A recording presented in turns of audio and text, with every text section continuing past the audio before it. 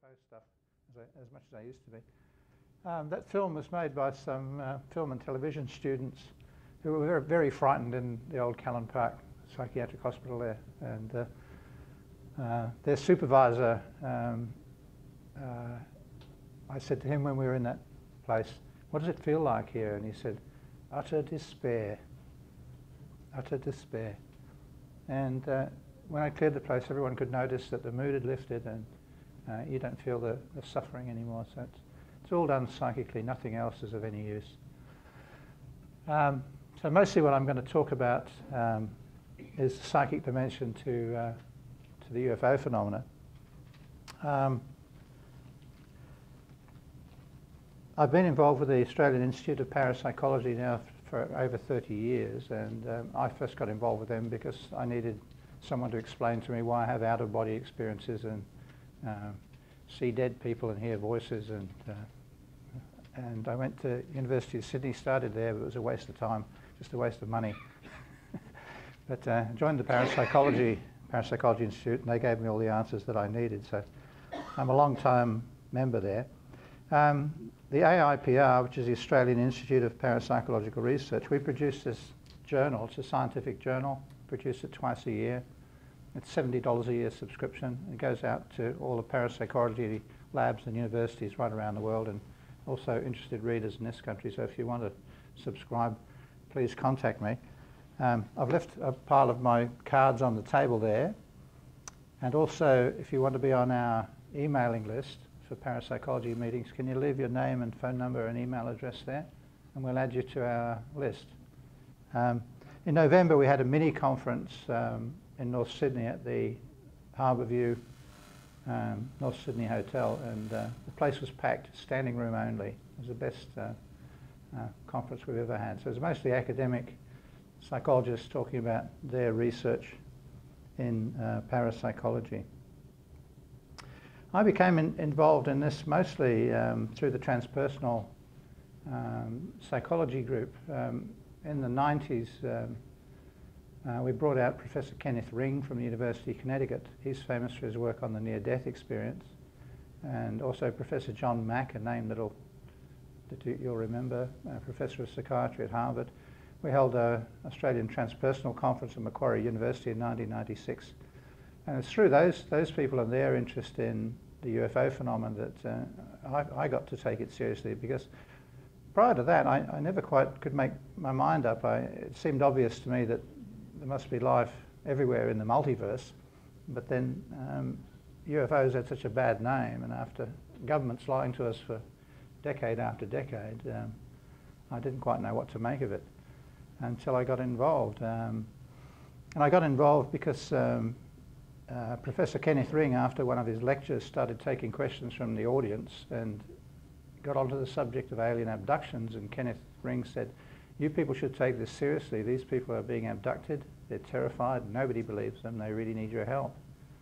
And so I thought, oh, poor old Ken Ring's lost his marbles.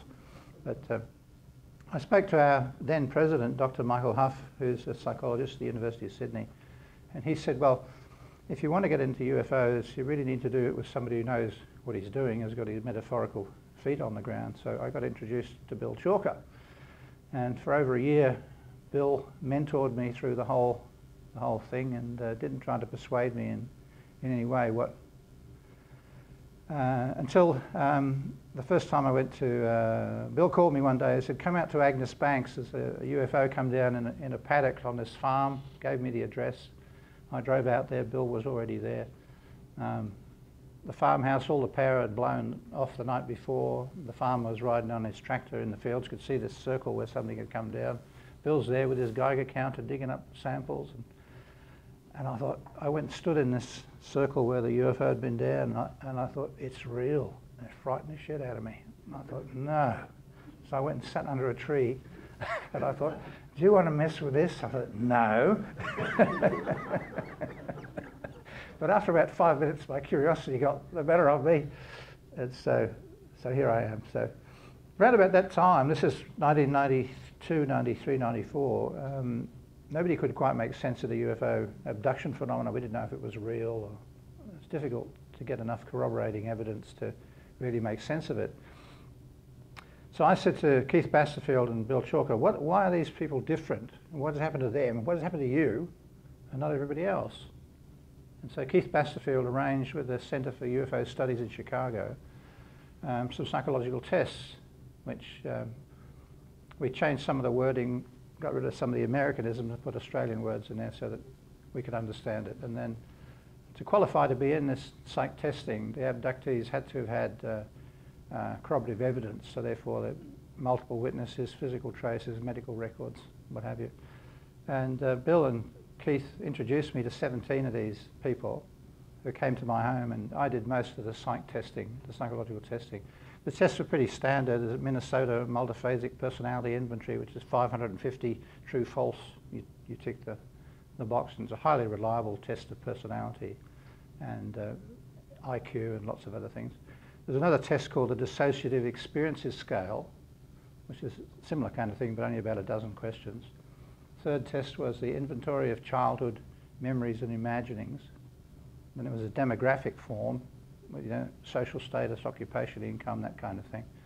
And then another questionnaire on what they recalled from being inside the UFO and details of the aliens and what have you. So when people would come to my home, they'd spend all day. I'd interview them and record the interview. And I spent hours and hours with these people, and I had to, it's the strangest, weirdest thing I've ever done. It's mind-blowing in its strangeness, but it's obvious these people are telling the truth, and they're terrified, and some of them have post-traumatic stress disorder. They're frightened. One woman's had nightmares for 20 years. So it's quite clear that this was real, and I thought for about a year I tried to explain it away by some known category of psychological or psychiatric illness, but in the end I'm just, all I'm left with is, well, it's real, it happens, we can't explain it, but it's real. So that's how I got involved in the UFO thing. Now, after we got the tests, the result tests, psych tests back from UFO Center in Chicago, they came back as pretty much the same results as half a dozen other psychological research that have been done, mostly in North America and some in Europe. And the only thing different about these people that get abducted is they're psychic. So probably everyone here is psychic. Is there anyone here who isn't psychic? 2, 3. Okay, so that was the only thing that seemed to be different. And so in some way, people attract this. If you're psychic, you're more likely to get knocked off by aliens as long as you're under 40, statistically.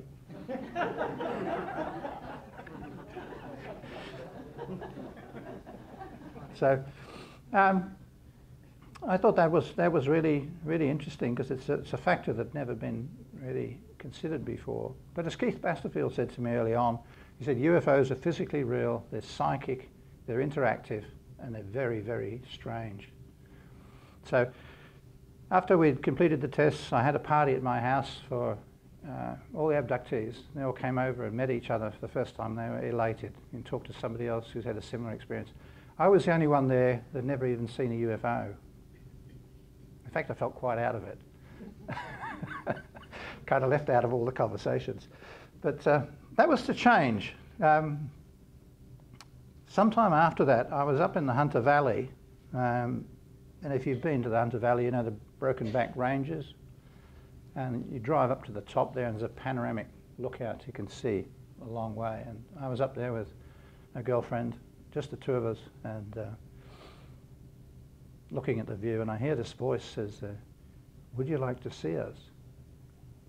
And I thought, no, I fucking well wouldn't, thanks very much.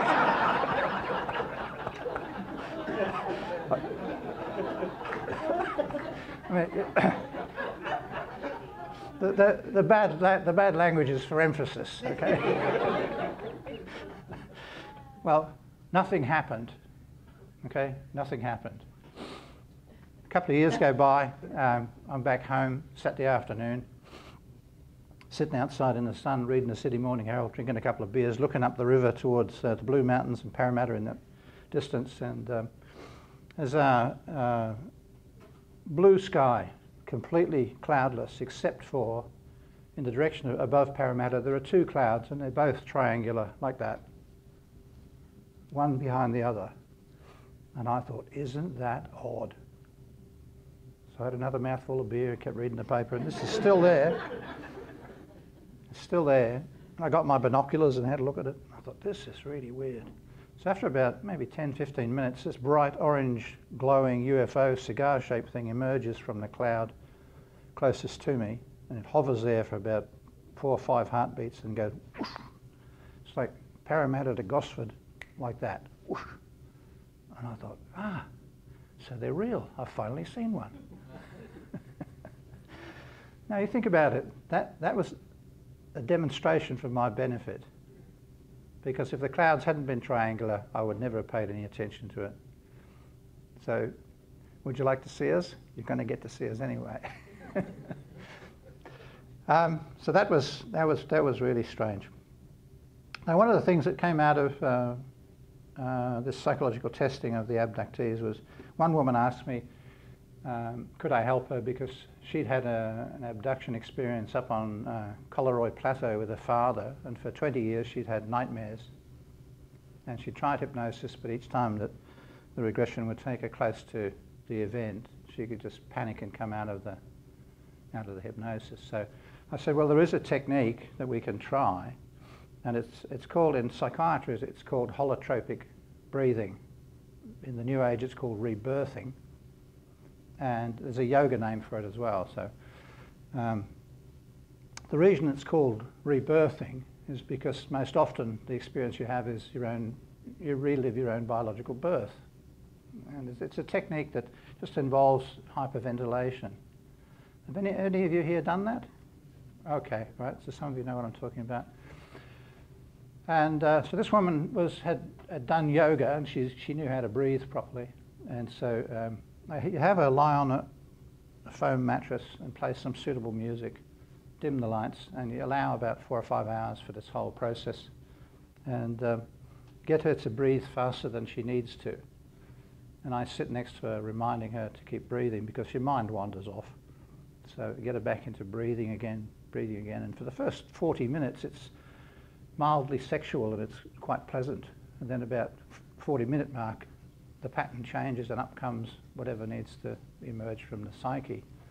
Now the mind, the human psyche, heals itself, or attempts to heal itself in the same way that our body attempts to heal itself from illness and injury. So around about the 40-minute mark, she says, I just want to bang the floor real hard. She's thumping the floor. You go, girl. And off she went. And out it all came. It's terrible. But anyway, she knew how to breathe, and I said, look, if you want to speed this up, you just breathe faster, because it's a process that she's in control of. I said, if you want to slow down the breathing and slow it all down, you can do that. If you want to sit up, you can sit up and take a break. And sometimes when she's starting to get very anxious, I would speak to her and say, look, it's 1993, you're in the room with Robb Tilley. This is a memory, it's not happening to you now. So come out of it, take a few looks around the room and go back into it and process it again. Now this is highly effective technique for dealing with post-traumatic stress disorder. It works really well with Vietnam veterans and police officers. And so after she's done this session once, she knows how to do it, and you just need a minder, someone to sit with you, so your mind doesn't wander off or you fall asleep or whatever. And you process it, and the result is that when you've done this a few times, you don't forget the event, but the emotional impact is much reduced. So you can learn to live with it. And she said the nightmares have stopped after 20 years. She'd relived the whole thing. So it's highly effective. So there's also a technique, if you want to forget the event itself, there's this rapid eye desensitization technique, which I've had done to me. The person who taught me how to do it. And I can't remember whatever the traumatic event was. So I can vouch for its effectiveness. So.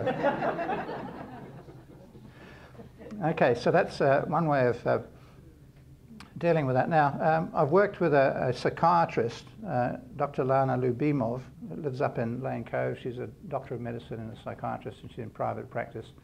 I worked with her on a couple of haunted house jobs where one client had suffered sexual abuse in the family home as a child, and now she's quite an elderly woman, and the abusers, the stepbrothers and stepfather, had died, but they were still in the house haunting the house and haunting her and terrifying her. So I got involved in helping to clear that situation.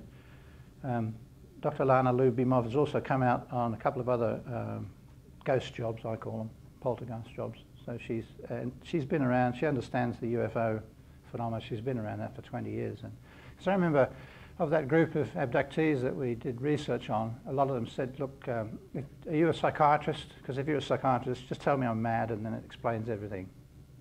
So I know one or two people would like to go and see a psychiatrist so the psychiatrist can tell them, well, look, you're not psychotic, you're an alien abductee. And that would make it easy for people. So that's useful to know. Okay, so back to the psychic dimension of the UFO thing. After, as Mariana said, I teach classes once or twice a year on teach people how to clear haunted houses and poltergeistry. If we get enough students, usually half a dozen. So after I taught one group, we got talking about UFOs and the psychic interactive thing, and they said, let's go and do a UFO watch, let's go somewhere and try and call them in. So I said, yeah, let's go, let's do that. And I picked a place up on Mona Vale. There's a promontory there which sticks out into the ocean, and it's a park. You drive in, there's a dead-end road, and you can park your car there and walk to the end of this promontory. And when you're at the end, you're up high, and you can see the ocean like that, and when you turn behind you, you can see the houses and the street below. So this, I meet all the other group there, and I say to them all, tell me which direction the UFOs are in. Everybody points to Gosford.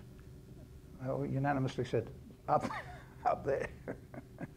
So then we sat in the park, psychically summoning them in. We did this twice, and the cloud cover everywhere, grey clouds, so you couldn't see the sky. But after a while, we started to get little flickers of white light appearing, and then black light. Black light? So I think we'd established some kind of psychic thing. We're interested in them.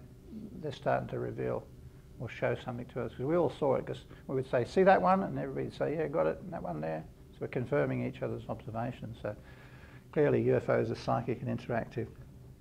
I'll just move along a bit here now, because the UFO stuff is highly psychic. I mean, it's obvious that abductees and people's mood and thoughts are influenced by the UFO, by the aliens, what have you. One thing that at the moment I'm doing a research project with the Parapsychology group. I've just got funding of $7,000 to do a research project that's never been done before, where I'm working with Dr. Lance Storm from University of Adelaide and Dr. Lawrence Cox, who lives up on the Central Coast, and we're reviewing all the haunted house places I've cleared over the last 20 odd years to see how effective I've been. I estimate my success rate is in the 80%. We're working on that at the moment, and I'm also reading. I've read I think everything in the English language on the subject of hauntings and poltergeists over the last year and a half. I've read everything in the English language. Some of the strange thing I've come across. When you look at hauntings and poltergeists, a haunting can happen where you see someone as real as you're sitting there now, or they come into the room and the door slams and the vacuum cleaner starts by itself, and so they come in, appear fully formed in the world, have a physical effect in the same way UFOs do. They can appear fully formed in the world, have a physical effect, leave traces in the ground, radar visual confirmation, then they vanish while in the full field of vision in the same way that ghosts and poltergeists do. Same thing for yowies. A lot of ghost dogs are reported. The family pets died and people report seeing it. I've seen a very convincing ghost cat. I was up in Cairns on a business trip, sitting up in bed reading at night, and I noticed there's a black cat sitting on the coffee table. And I thought, how did that cat get in here? We're on the 10th floor. I don't understand. The cat wasn't in here. When I came in the room, maybe it's hiding under the bed. So anyway, throw the covers off to put the cat out. The cat vanishes. So if you've got cat ghosts and dog ghosts and yowie ghosts. Why can't you have a Loch Ness ghost? Why can't you have a ghost fish? The Loch Ness Monster has the same characteristics, the same phenomena. It's photographed in the 1920s and 1930s. It's tracked by on sonar, swimming from one end of the loch to the other, vanishes while in the full field of vision, has a physical effect in the world. So all of these phenomena, they appear to be from that other dimension out there. They can temporarily appear in this reality and then vanish. Following on from that, there's a book published last year, research by famous American psychiatrist Dr. Raymond Moody, and he's famous for his book Life After Life and the Near-Death Experience. And this is a subset of the near-death experiences. And that's interesting in itself. When you look at the millions and millions of people who've died in hospital and been resuscitated, and there are millions of them now over the last 40 years, only 18% of them have the full-blown out-of-body near-death experience travelling down the tunnel to the light. And those 18%, they're all psychic. The other 82% don't have that experience. So when Kerry Packer said, "There's nothing there, mate," Kerry is obviously with the consciously impaired. So this subset of near-death experiences, people were reporting that they'd be in a room, hospice perhaps, with a dying person, holding the dying person's hand or touching them on the head. And when the person actually dies, the people in the room notice the room is distorted, the shape changes. Some of the people holding the hand of the dying or dead person, they also go down the tunnel towards the light. So the dying person, when they've shifted from this reality into the other one, their energy system influences the state of consciousness of the other people close by. Now this is also reported, I remember in one of the people in the UFO abduction research, he was a young man, one of 7 kids who were abducted in Jindabyne in 1974. And he was telling me how he was a child then, and he's on board this UFO, and sometimes he's in his body looking at the aliens, next minute he's on the ceiling looking down on himself. So he's kind of in and out of his body and observing what's happening to the other children. And then I came across, in my poltergeist research, something written in 1974, I think it was, by Matthew Manning. So most people have heard of Matthew Manning, I think. He's a famous psychic healer now, but in the 70s, very celebrated, highly reported, well-researched case. Matthew Manning and his family lived in his house in Cambridgeshire in England, and the house was 400 years old. His father was an architect, and they'd added on to the house. And because Matthew Manning was psychic, he attracted all this poltergeistry and haunting problem in the house. Anyway, one day Manning's at home with his younger sister. His sister's sick in bed, and Matthew's in the house. He can smell tobacco. Nobody in the family smokes, but he knows, he follows the scent of the tobacco up to his parents' bedroom, which is in the old 400-year-old part of the house. And he opens the door, and there's the ghost of Robert Webb, one of the previous owners and occupiers of the house who died in the 1700s. And Webb is as real can be. So Matthew Manning very smartly says, "I've got a present for you, I've got a gift for you, don't go away." And he runs down the hall to his sister's bedroom, and he picks up a wooden clog, like a doll's shoe, a clog, wooden, and he races back, hands it to Robert Webb. Webb puts it in his pocket. As Matthew Manning is close to Robert Webb, handing him the wooden clog, Manning is suddenly on the ceiling watching the scene. And when he steps back from Robert Webb, he's back in his body again. So it seems the closer you are to these entities that are no longer in this reality, their energy affects your state of consciousness. After a short while, Robert Webb disappears. He vanishes with the clog in his pocket, so the clog dematerializes. Okay, can you see the similarity between all these events? A few weeks later, his mother is making the bed, shaking the bedclothes out, and this wooden clog falls on the floor. So Robert Webb's obviously returned it, didn't have any use for it. So these are all interesting small points that I've just discovered. I haven't heard anybody else mention them collected together, but if you read an awful lot like I do, you do get some clues as to what might be something really useful later on. So, I don't know, should we have, Mariana, should we have some questions now? How are we doing for time? If you want to, well, you've got, it's 4:15. Yeah. You've got time for questions, and then we can always get Bill to say Yeah, something. okay, all right. So any questions on that? Yeah. Are you suggesting that the entire UFO interaction is interdimensional rather than extraterrestrial? It's all of the above, all of it. I don't think it's not an either or, it's everything.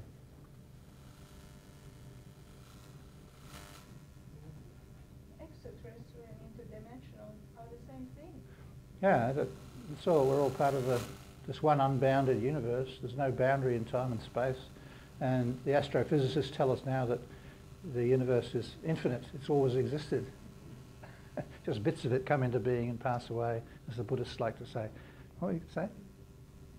I've been looking with great interest at the magicians like Dynamo, and there's a whole rash of young ones who can do the most amazing thing, and I'm sure they're crossing dimensions and changing reality. Yeah, yeah, I'm pretty sure they are. Some years ago, somebody wrote a paper on levitation. It was published in our journal.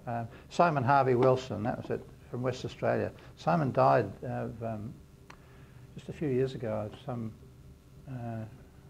illness that, deteriorating health. I can't remember what it was. But he wrote about levitation. I spoke to him over the phone. I said, you know, why, if you're a magician, why wouldn't you just get the good spooks to come and do the levitating for you? I said, oh, no. He couldn't accept that, but I think that's altogether plausible. If you've got dead magicians and they still want to be in show business.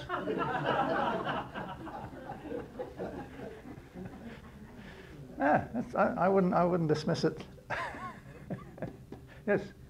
With ghosts and the like, do you feel it's always the entirety of their spirit, or can they leave an imprint and then other parts of their being have moved on? Like, because I've heard arguments over that. Yeah. There's in the literature in parapsychology, there's a lot of confusion. The academics like William Roll's explanation that it's recurrent spontaneous psychokinesis, RSPK, because that's academically acceptable. In universities, spirits of the dead are taboo. It's unscientific.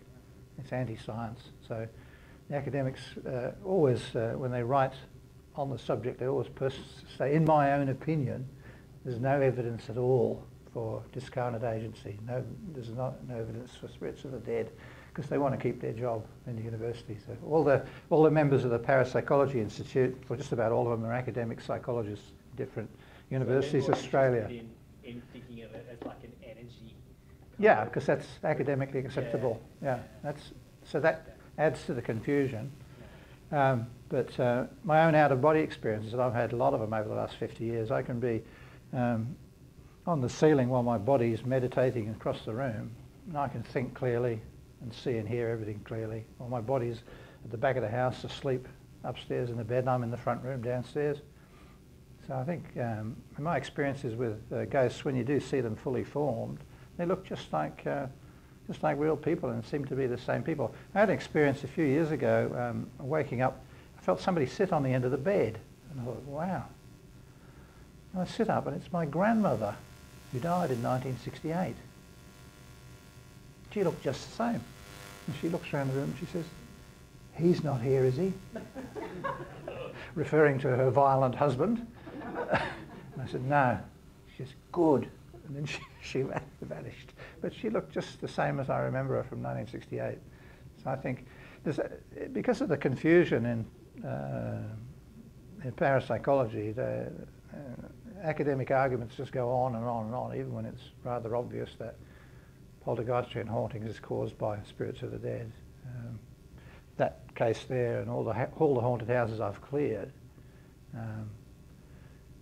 rather prove that. You know, if the poltergeistry stops after Robb Tilley or somebody like Robb Tilley has been in there and cleared the place, it does strongly suggest that it's spirits of the dead. So. Yes? Did you get involved with the Spiritual Emergency Network? Yeah, long time ago, yeah. With Patty Burke, she was head of the AIPR, the ATPA, that's right, Stan Groff. Yep. Yeah, I've met Stan Groff and done his holotropic breathwork thing. Yeah, and Jenny Stanley used to run the SEN Spiritual Emergence Network. I don't Well, it's going strong. Is it? Australia. Oh, good, good. I'll have to look them up because I just want to. I'm trying to find out if with alien abductions and near-death experiences, these experiences totally deconstruct consensus reality for the experiencer. And I think the same is true for people that are poltergeist victims, particularly people that are possessed. And I've just done a possession case last year, my first one. It took a long time to get the young man free of this entity, but I've done it. So I'm interested to know if Spiritual Emergence Network, if there's any research on the effects of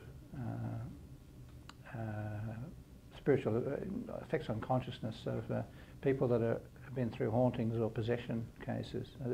If there's anything published, I don't know. Don't know either? I'll find out. Okay, any more questions? Yes, to the back?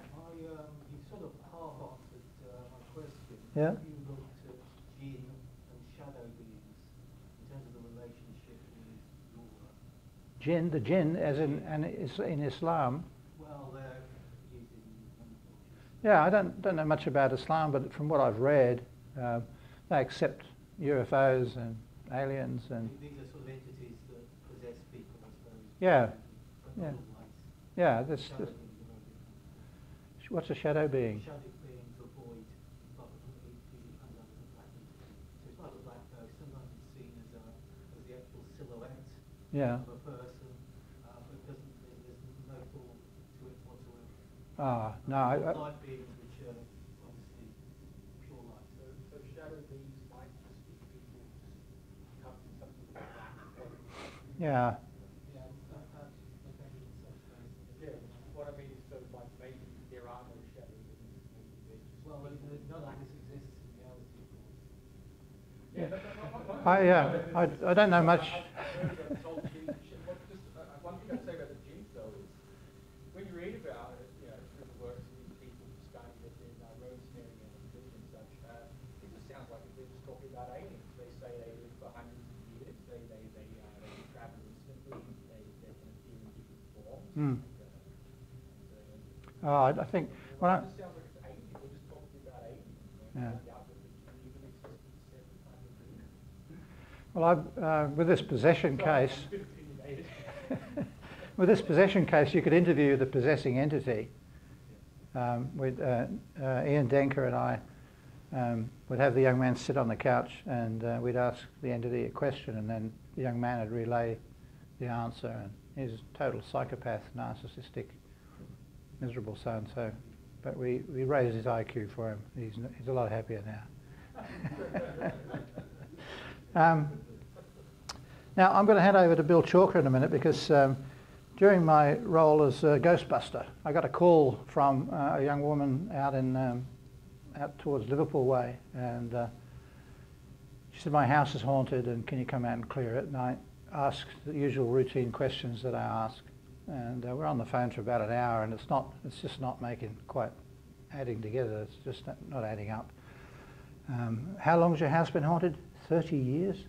30 years you've been living with this? I mean, most people, they realise it's haunted pretty early on and they do something about it, but 30 years. And then the conversation's about to end, and she's about to hang up, and she says, "Oh, I haven't told you about the alien abductions, have I?" And I thought, now it fits. I got it. Okay. So I went out there with Dr. Lana Lubimov and a fellow called Steve Greenhall, who's going to live in England. And we met the family, and we cleared the haunted house. And I've been out there several times since, and the place is still clear. So she obviously thinks this Robb Tilley knows what he's talking about. So she started to open up about the UFO alien abduction stuff. And that's where I thought, Bill is going to love this one. So I might hand over to Bill now if you're ready to start. And Bill's got all the details on this. Bill says this is the granddaddy of all abduction cases. So. Well, can I just ask, why do you think us non-psychics are left out of the loop? Sorry? Why do you think us non-psychics are left out of the loop in the abduction? They can't communicate with you. Hey? They can't communicate with you. Do they need to? Can they just... Well, they seem to like to. Do they ask everybody before they take? Well, they can tell. They try to influence your mood and thought. So you're saying maybe they can't read us? Oh, they can read ours without any trouble. Maybe they can't read us non-psychics? Well, if you're not psychic, I mean, you. No, but it could be a two-way street. They need to be able to do it. No, if you look, one of the other things about haunted houses is the most common thing that's reported is people say, I feel like I'm being watched all the time, and my thoughts and mood and behaviour are influenced while I'm in the house. When I go outside the house, it doesn't happen. So if you're not psychic, you're not aware that the place is haunted. You can live there forever and not be bothered by it. But it seems that everybody that gets abducted and everybody that has a near-death experience and everybody that causes poltergeistry, they're all psychic. Just one thing, could that possibly be a sort of like a chicken and the egg thing where I think they're psychic to begin with, but then, like you've been saying, it brings out more of their psychic. Yeah, well, And so it's sort of like they weren't really that psychic before. They hadn't. yeah, well, it may just be the psychic opening, the first time they've had a psychic experience. I don't believe there's anyone So, not psychic. yeah, well, research in parapsychology clearly shows that most people aren't psychic. Aren't. Yeah. It's only 15, 17, 18% of any population that are like us. But couldn't it be argued that they're just suppressing their psychic No, ability they have no awareness. belief in, that's what I mean. No, they have no awareness. They're subconscious. They're not psychic. They have no awareness. But they believe, like you said, like a materialist. So someone like James Randi, that funny Greek guy. Consciously impaired. Supremely consciously impaired. So the percentage kind of marries also the near-death experience recall of people who clinically died. Like Yeah, there's of all the people that die in hospital and get resuscitated, it's been dead for a while. It's only 18% of them that have the full-blown spiritual, out-of-body, near-death experience to the light, meet deceased loved ones, the angels, all that. roughly tantamount to the about psychic. Yeah, 18% of the population. Yeah. How do you expect that someone no awareness? Yeah. That doesn't necessarily mean they're not psychic. Oh, it does. Not necessarily. It does. Well, that can be debated. There's a feedback signal, just give you Yeah. an idea to work on to help all listeners. So perhaps with those 18%, a door being open to them, whereas the others weren't ready for that, Yeah. for that door to be open. Yeah. So, Yeah. in fact, they're just Well, that's my own experience. I was 14. I was 14. I was home alone, upstairs in bed, sick with something. Hear the front doorbell ring. Next thing I know, I'm stood in the hallway looking through the frosted glass. I can see the outline of two girls. And I knew I was out of my body. And I thought, wow, this is interesting. I better put some clothes on, go upstairs, get back in my body, put some clothes on, come down, open the front door, and there are the two girls. And I thought, gee, this is fantastic. Nobody told me about this. So that was my psychic opening. I've never had a bad experience. Lots of psychic experiences, but never had a bad one. So that was my psychic opening. But some of the cases I get, 10-year-old boy is being scratched all over his body by some poltergeist. Terrifying experiences for little kids. Rob, your out-of-body experience, Yeah. your planet-based body, is that part of the whole astral travel? That's the beginning of it. Yeah. You're the precursor? Yeah. But it's not something I can do. It's something that happens to me or is done to me. Yeah. How do you discern the difference between like a spirit needing to be cleared or helped, released into the light or whatever, and someone in control of some spirit in control of, like your grandmother coming to say hi? Like how do you perceive that difference? Oh, my grandmother just popped in to say hello. Yeah. Is that really just obvious to you? Yeah, whereas in all the haunted house jobs I get, the kids are scared, mum's scared, there's strange stuff happening, and they just want it to stop. They don't want anybody to know that I'm a Ghostbuster, that their neighbours are not to be told. They don't want you arriving in a black car with Ghostbusters written on the side. No wizard hats, none of that stuff. And they notice a difference afterwards. The place is safe, and they don't feel they're being watched all the time. And yeah, so if you weren't psychic, you wouldn't feel that you were being watched all the time. You wouldn't sense you were being stared at. Well, yes, sorry. Just wanted to ask you, with the good spooks, Yes. what do they look like? Are they like the guides, or I don't know who they are. are they like ghosts, or? Yeah, they're spirits. They're dead people. I don't know their names or phone numbers or what they look like. I was taught how to do this when I, but Are they do they feel like they're the same ones that will help you, or? there's a different crew. No, you don't always get the same crew. You get whoever's available to turn up. They always turn up in the right number and with the skills necessary to do the job. And I'm there answering all the questions. Half my mind is watching what the good spooks are doing. And they always clean up the mess. And we say, thanks, good spooks, see you later. So it's just real easy, but I think you have to be psychic. Like I was told when I was a schoolboy, I was 14, spook stopped me when I was walking home from school and said, this is very, very important, and you'll be doing this when you're much older. So I thought, gee, when I'm 21, I'll be doing this. Again. Okay, your psychic ability, is it something that you're born with, or is it something that, like going to the gym, you can build up your body? Yeah, it's a learned skill, and in transpersonal psychology, they see consciousness unfolds in a fixed, identifiable developmental sequence. So you can learn to do it, and there are ways in which meditation is one,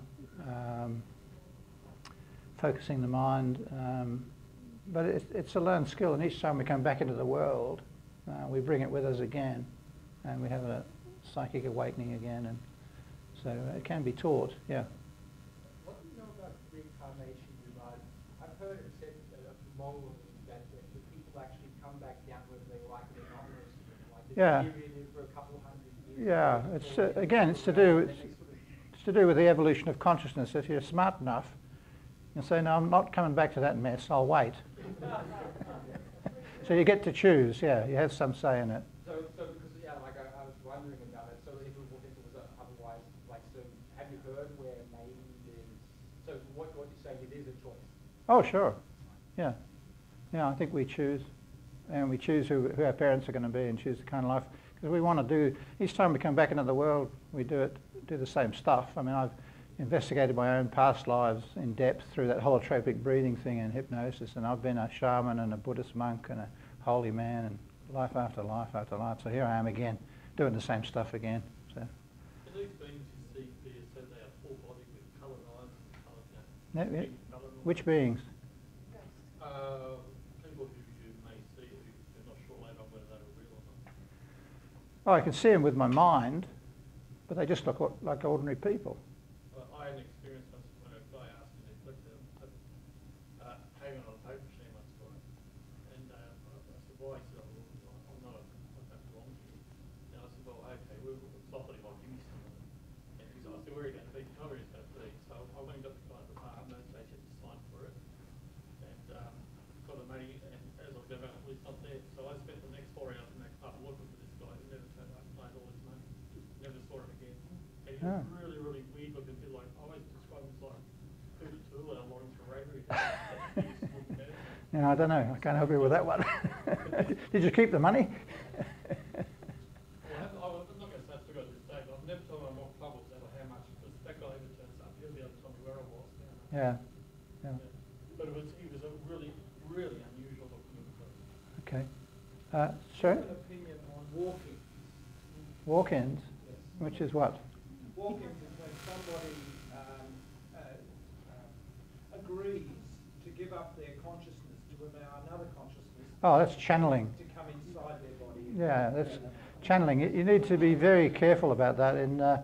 There's one case in the British Journal of Society of Psychical Research, 2007. In the 1930s, 15-year-old Hungarian girl, trance channeler, her mother's a spiritualist, and encourages the girl to channel entities. And she allows this Spanish entity into her body, and the entity never left.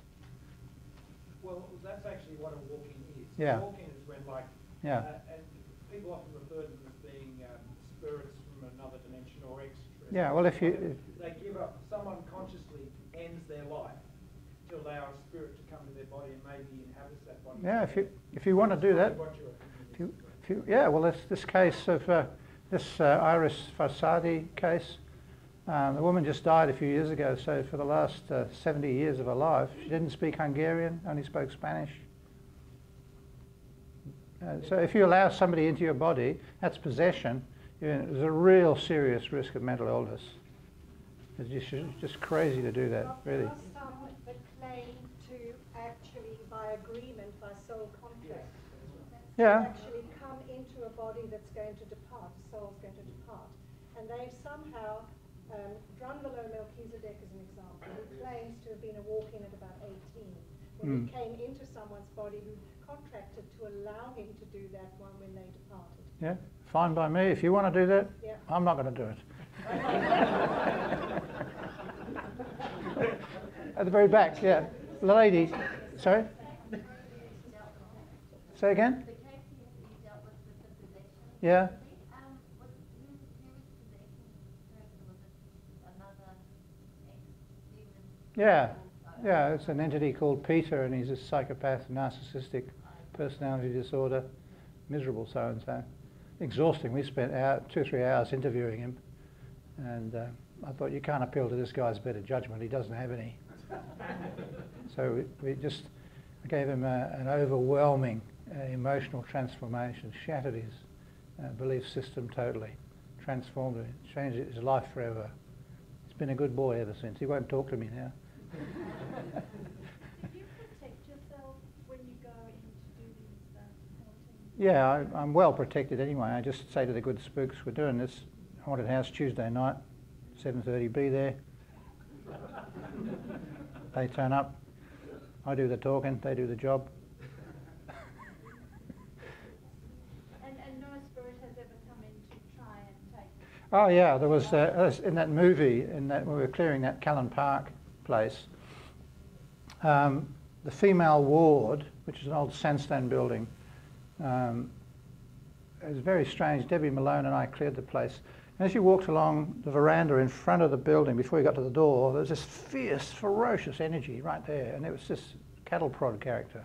So I think once upon a time, there might have been a front door there, because usually when I go to haunted houses, the prime bully is at the front door to meet me. So anyway, we went inside and Debbie cleared off. All the females went to the light just like that. But this cattle prod, he was the male supervisor of the female ward, and he was obviously sexually abusing all the women. And he was extremely pissed off with me because all the women went to the light. So the next night he comes round to me, wakes me up, fierce, ferocious anger in my face. And this went on for several days. I didn't know how to deal with it. So I phoned Simon Wildsmith in Melbourne, who taught me how to do this. And I said to Simon, how do I deal with this rooster? And he said, next time he does it, in your mind, in your imagination, grab him by the testicles and squeeze real hard for a long time. So that night, he was shocked. He was a good boy after that. He was not in my face, he was over by the door looking worried.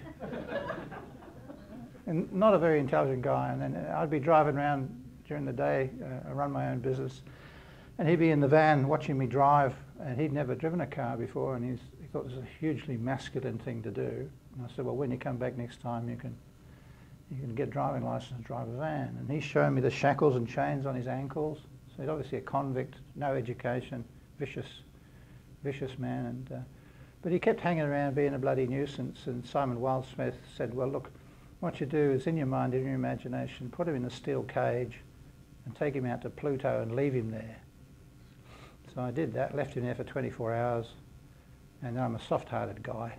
So I said to the good spooks, go and stand around his cage and radiate unbounded love to him, and if he gets it, if he understands that, you can let him out. About an hour later, he's back, and is he pleased to see me? He's a nice guy after that, and he's gone off. This is events that it's all an event in consciousness. It's not based in this reality at all, but it's effective and it works. So, and I've never had a bad experience. I feel very well protected in everything that I do. And I'll give you an example. during the global financial crisis, because I run my own business out in Greenacre, I was really worried about the banking systems collapsing, insurance companies going broke every day. I was really worried about it. And I'm waiting for the lights to change at Kissing Point Road, where it starts at Silverwater Road. And I hear this man's voice. You're going to get every green light to Greenacre, and he's flashing images of green traffic lights to me. And I thought, yeah, I'll believe that when it happens. 22 consecutive green lights, all the way down Silverwater Road, across Parramatta Road, St Heliers Road, Rookwood Road, Roberts Road, Bronca Road, Anzac Street, right to my front door. Every green light. So they're able to manipulate. I feel really well protected and well cared for, so I don't ever get frightened by any of this stuff. So I'm well cared for. How are we doing for time, Mariana? Well, 20 minutes to go. Shall we get Bill? Yeah, I think we should get. Can we welcome Bill Chalker to the? Hey, thanks very much.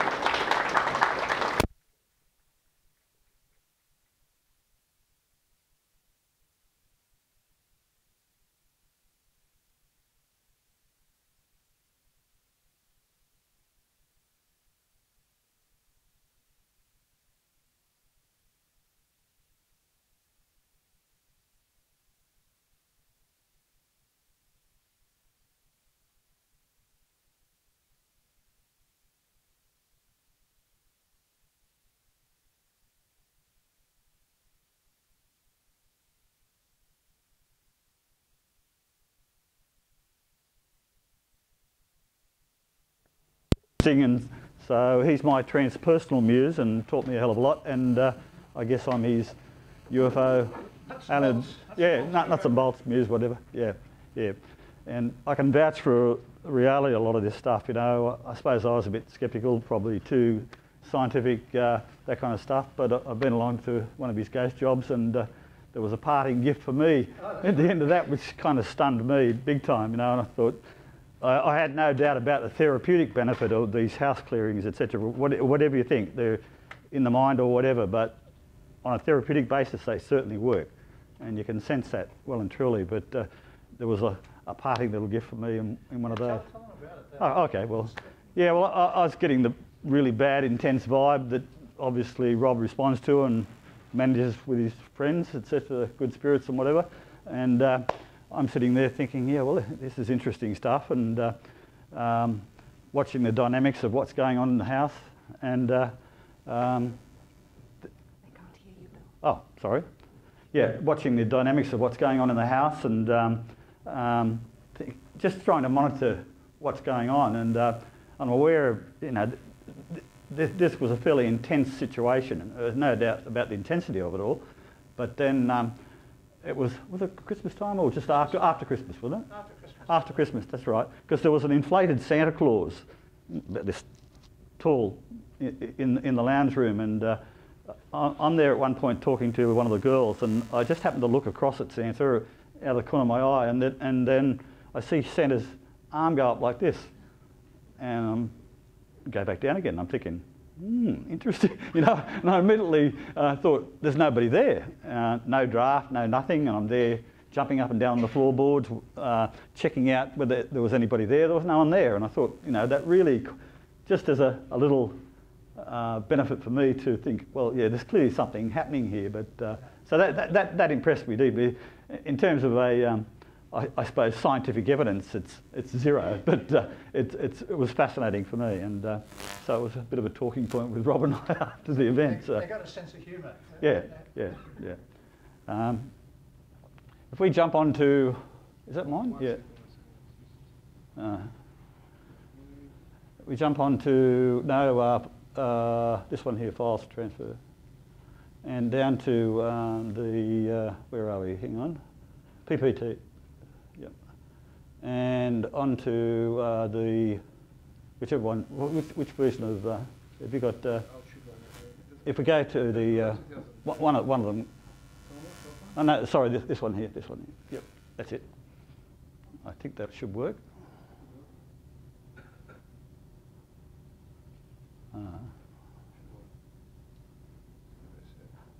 I'm not going to give you the whole presentation, you'll get the last 3 or 4 slides of the talk, because this can go on for hours, basically. So,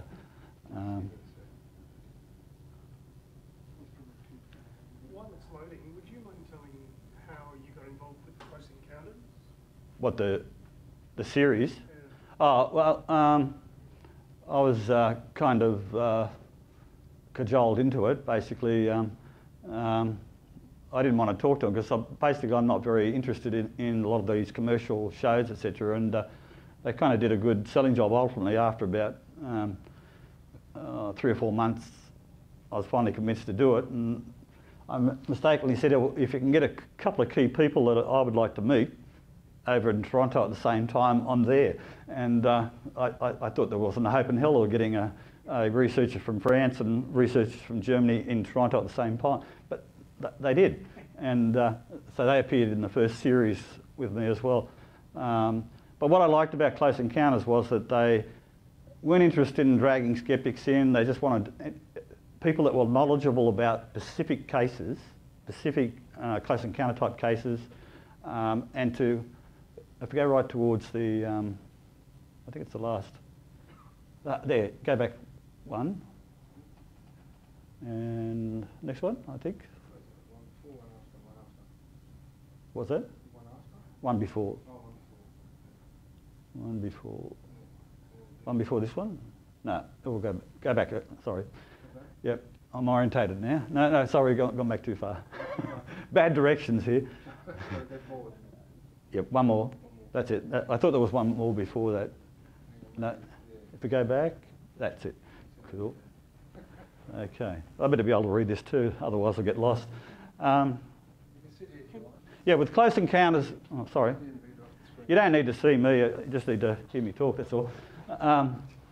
The Close Encounter series, what was good about it was that they were just interested in doing dramatic recreations of it, sometimes too dramatic and a little bit too creative at times. But and the downside of it was it was a half-hour show, which roughly translates into about 24 minutes, 12 minutes per episode or encounter. So hardly enough time to do any case justice, but it had the advantage of at least trying to present a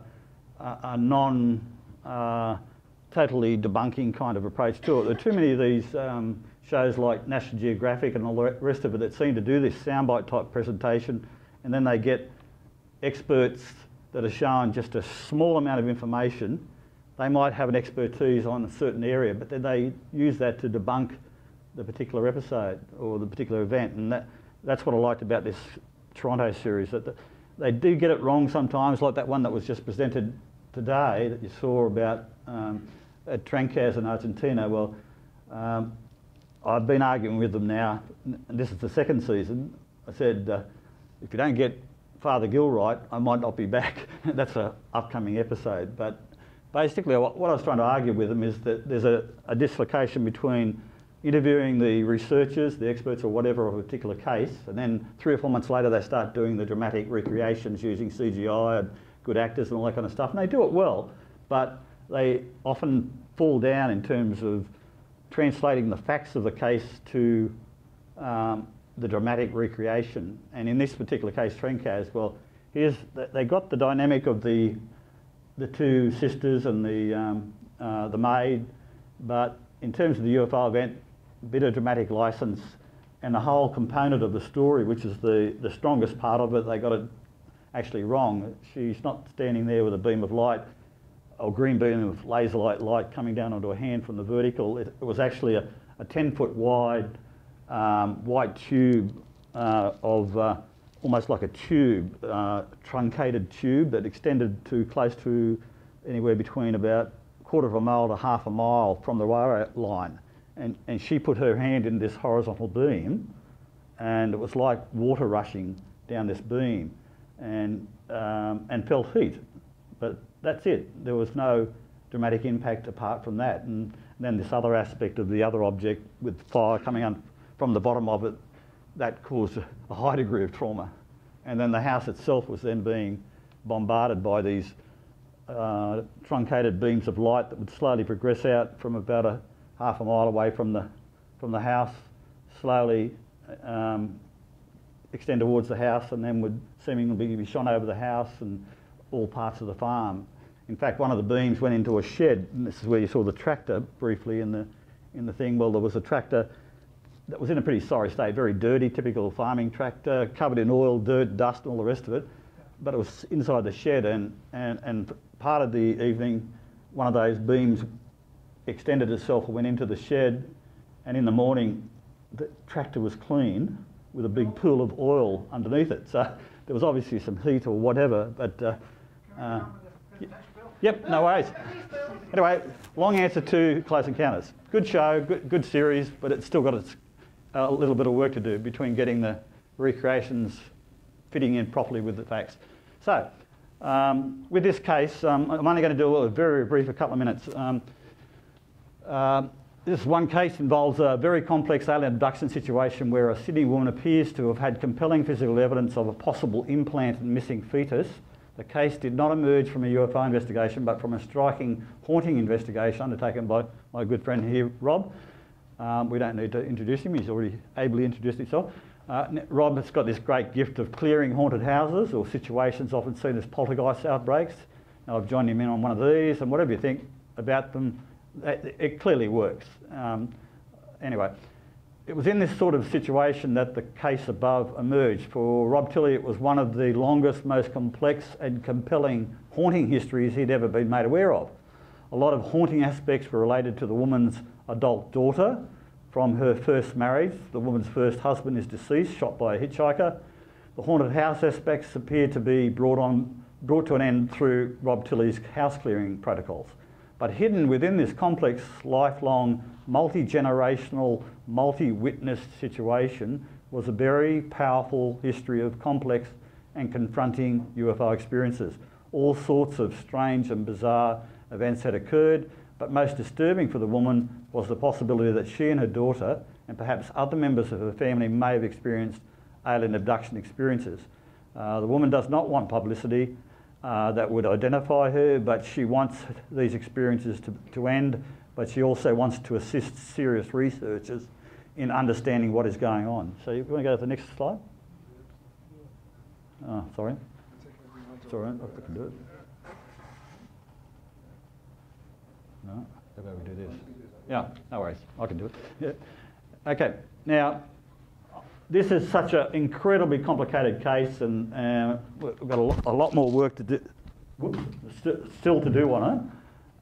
But these are just little bits of the story, very small parts of the story. Now, being a scientist, I'm interested in obviously physical evidence as well. In this case, we've got a lot of very interesting physical evidence, and this is a barium swallow ultrascan that's been taken in support of the assessment of the causal factors of a troubling throat condition, which was affecting the woman's ability to comfortably breathe and swallow. The onset of the condition coincided with a possible abduction episode. So we've had these looked at by very qualified people, and it doesn't appear to be an artefact of scanning or whatever, but there appears to be something there near the back of the throat. In 2013, she went to see a medical specialist who shocked her when he asked her had she had some strange experiences that might have been associated with the item in her throat. She didn't dare mention the possibility, like you go along to a specialist and they're asking you a very peculiar question that most specialists don't ask, has something strange happened to you? You don't generally come forth and say, yeah, I've had a history of alien abduction experiences. She didn't volunteer that. Anyway, he shocked her when he said that he had seen this sort of thing in people who have had alien abduction experiences.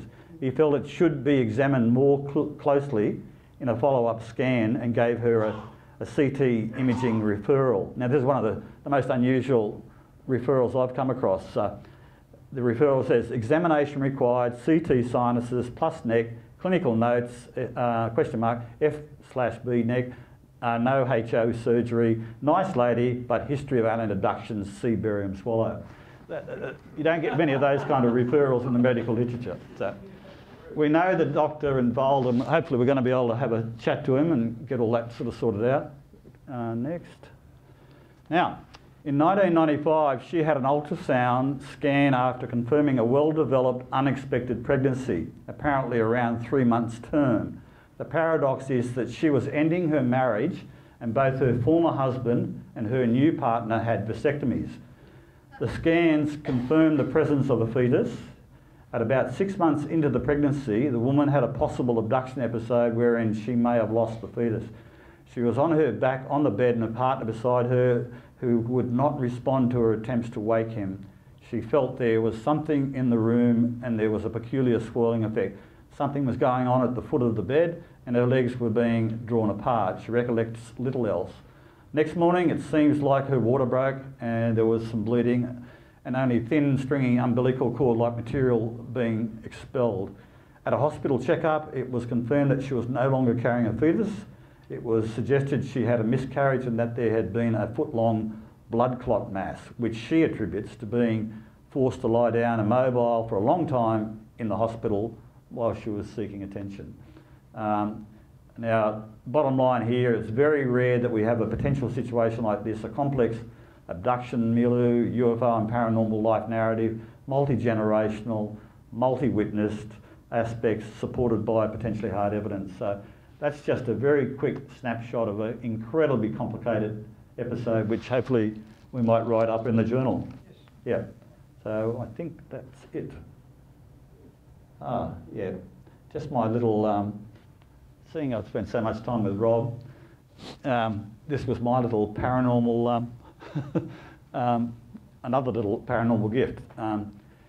If you, yeah, I'd written the book, The Oz Files, etc., and at the time, that was the publisher's suggestion of title, The Oz Files, and I thought, oh no, it sounds too much like The X Files. Anyway, it just happened that at that time, Gillian Anderson was in town. Had gone to the Bankstown shopping centre, and I thought, oh, what the hell, I like the show, I'll go across and check it out. Now, I've been to a lot of these public social events and media events. This one was just overwhelming. There were thousands of people there in the shopping centre. Anyway, I got to meet her later on after the swarm and all the rest of it, but immediately after that little event, I rang up the publisher and said, yes, we'll go with the Oz Files. So it was clear that whatever you thought of the show, it clearly had a lot of public appeal, so Oz Files was it. Anyway, if you get hold of a book, and I really recommend you get hold of this book, Mutants and Mystics. Now, it's science fiction, superheroes, comics, and the paranormal. It's an amazing book, and the prequel to that book is a book called Authors of the Impossible. And he was researching this whole dynamic of religion, visionary experience, psychic, paranormal, that kind of stuff. And he thought, what better way of embarking on this academic quest than going along and seeing the Hollywood premiere of X-Men. So he goes along to the premiere and he's thinking, well, this really brings together this whole dynamic of the paranormal, popular culture, all sorts of things and all bizarre phenomena. So he's walking back to his van and he's something shining brightly in the grass near the van where he's parked. He looks down there and it's a cross, an X pendant, and he's thinking, what are the chances that that kind of synchronicity coming out for an academic specialist in religious studies, investigating the paranormal and mutants and mystics and comic books and all that kind of stuff. It's such a bizarre conjunction. And I'm trying to remember the sequence, whether it was before or after I read Cripple's book. I think it was before. I'm coming out of my office cabin. I've got this big cabin in my backyard which serves as my office, study, library, whatever. And I'm stepping out onto the veranda, and I happen to look down onto the veranda, and what's directly in front of me? This X made up of bark sitting there, and I'm thinking, yeah, all right. It would have absolutely no scientific validity whatsoever, but it just had a strong kind of resonance for me, considering I get exposed to guys like Rob and that kind of thing, and we've had some pretty unusual experiences together and all that kind of stuff, and it's really interesting stuff. There's more to the UFO subject than nuts and bolts. So if you've ever got a couple of hours to lose, or this presentation that I'm excerpting from has got about 50 or 60 slides and can go on as long as you like, basically. I've done it in half an hour. That was, yeah. But I've it really deserves about an hour or two to cover all this, and it just verifies that there is definitely a very strong paranormal psychic link to the UFO phenomenon, and researchers like myself and others have been aware of this for decades. But it's also a surefire way to lose scientific credibility very quickly if you start to try and get this, because a lot of it does involve personal experience, and in this presentation I give this a lot of personal experiences, particularly in my, I guess, baptism of fire on the Dorrigo Plateau back in 1973. There was a place there called Tyringham. If you drive through it and blink, you'll miss it. There's only a couple of little stores. They have a corner store, and basically my attitude to that was, what corner? There is no corners in Tyringham, just drive straight through it. But in '73, it was just like paranormal UFO central. There was just such a concentration of weird stuff going on, UFO phenomenal lights, objects seen landing, psychic paranormal events, and what happens to me, I'm told about it about day 1, day 2, as this whole plat started, and went on intensely for about 3 months, and I was going down practically every weekend, and we were witnessing phenomena and experiencing a whole range of phenomena, lights in the sky, objects, psychic stuff. It was just pretty strange. So, I might be seen as a kind of a nuts and bolts science guy, but I've had a pretty long odyssey through this subject, and there's no doubt that this UFO subject is incredibly complicated and certainly not simple nuts and bolts. Okay? Thank you. Thank you, Rob.